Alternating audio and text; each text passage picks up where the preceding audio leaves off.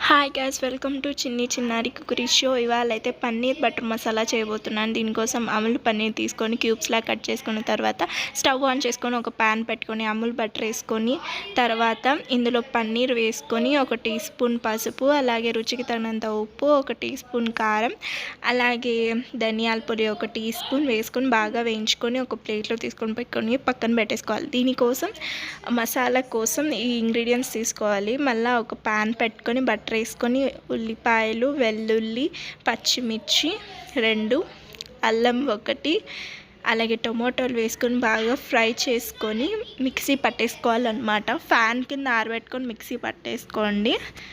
తర్వాత ఇలా fine paste లాగా మిక్సీ కొట్టేసుకోవాలన్నమాట.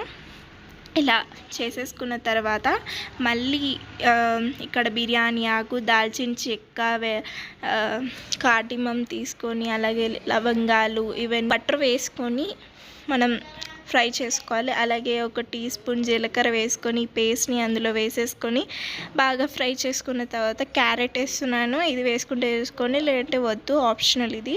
ఇందులో 1.5 కప్పు నీళ్ళు వేసుకొని బాగా బాయిల్ చేసిన తర్వాత క్యారెట్ ఉడికేంత వరకు, తర్వాత గ్రేవీ కన్సిస్టెన్సీలోకి వచ్చేసినాక పన్నీర్ యాడ్ చేసేసుకొని కొత్తిమీర వేసుకొని దించేసుకోవడమే.